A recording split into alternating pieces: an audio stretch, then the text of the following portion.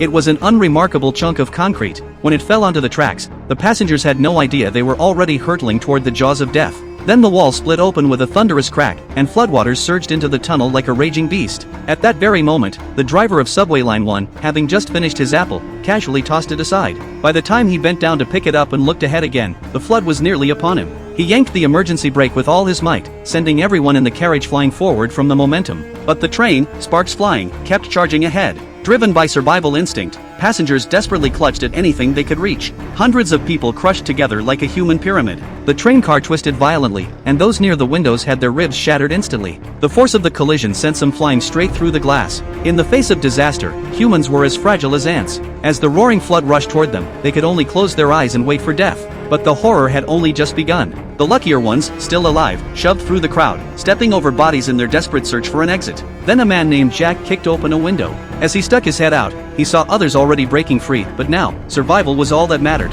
Anyone who stumbled was trampled without mercy. More and more people leaped from the windows, unaware that the tracks were electrified. Meanwhile, the flood had already reached platform 2. The driver of train 2 took one look and immediately sensed danger. He sprinted to the opposite end of the train and, without hesitation, began reversing it. But the rising water caused the train to malfunction, and the control panel flashed warning signals. Just as he tried to force the train to restart, he had no idea that passengers from platform 1 were desperately racing in his direction. The moment the control room flipped the switch, a powerful current surged through the entire tunnel. Water conducted electricity perfectly, and those too slow were electrocuted into charred husks. The few survivors who escaped by sheer luck stared at the floodwaters beneath them, scrambling back in terror only for another wave to crash down, snapping the coupling between two train cars. The train, now caught in the current, picked up speed. A woman and her boyfriend had just caught up with a small group when they heard a roar behind them. They turned and froze. A massive wall of water was barreling toward them. Before they could react, the flood swallowed them whole. Luckily, the water wasn't deep enough to drown them. Gasping, they struggled to their feet, but their relief was short-lived. The man suddenly heard the subway's deafening rumble.